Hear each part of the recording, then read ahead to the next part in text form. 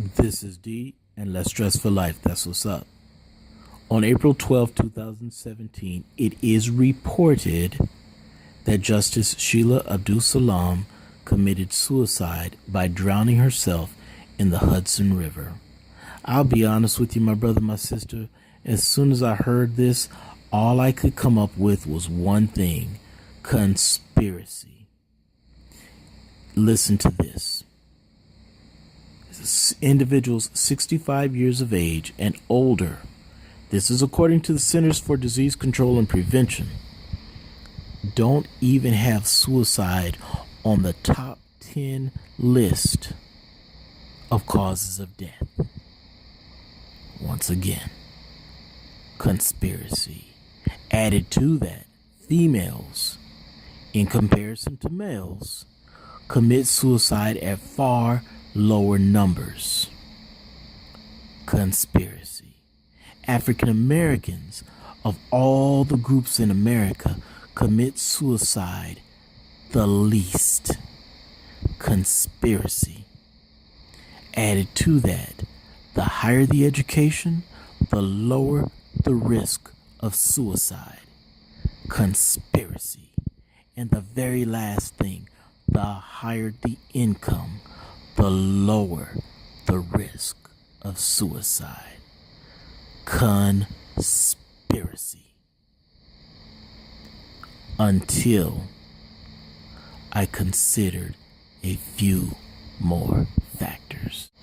Once I considered these other factors, I decided that I would have to allow my thoughts on conspiracy to rest. First of all, she was newly married, on her third marriage, by the way.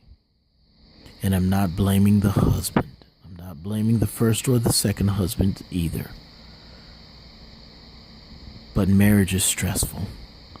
And then if you think about it, a third marriage, that can be highly, highly stressful. Another thing, she admitted to a friend that she was under significant loads of stress. Added to that, and this is probably the kicker, she had a family history of suicide. And on top of that family history of suicide, she was approaching the anniversary of the suicide. And I'm doing it a disservice by saying suicide, because in 2012, her mother committed suicide around Easter. In 2016, her brother committed suicide around Easter. And now 2017, it is reported that she committed suicide around Easter. You know, we're living in a day and age where individuals think that they can do what they want without any regards to anyone else. And I think that if it's going to bear out that she committed suicide, then she is going to be exhibit A of why it is so significant for us to be very, very careful of our influences. Her mother, and then her brother. When individuals are under stress, they're looking for anything to help relieve that stress. And when you talk about emotional strain, emotional pain, that makes an individual even more vulnerable. My brother, my sister, I'm going to try to guilt you as hard as I can if you've been thinking about suicide. And I'm going to guilt you by saying that you need to be the Joseph, my brother. You need to be the Josephine, my sister. And you need to take that option off of the family table. Why do I say Joseph and why do I say Josephine, respectively? The reason I say that is because if you look in a little book called the Bible, there's a sub book in there, and that book is Genesis. And as you go closer to the end of that book of Genesis, you're going to see a young man named Joseph. In Joseph's family tree was a bunch of mess, a whole bunch of nests of mess. But Joseph broke the family curses.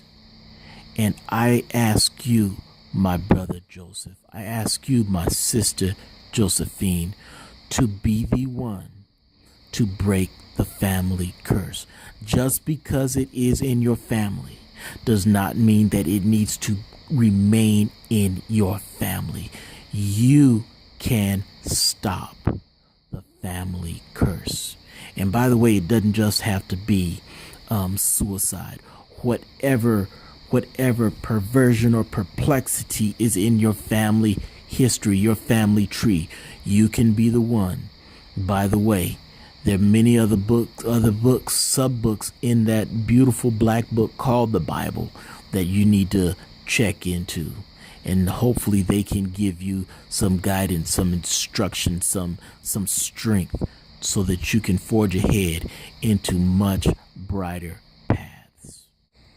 To help you begin to break the generational curse, whatever that curse may be, I encourage you to either get formal supports, maybe through a minister, maybe through a mental health provider. Maybe you can even go to suicidepreventionline.org, and maybe they can give you some guidance or help you link with somebody or some entity that is positive and productive.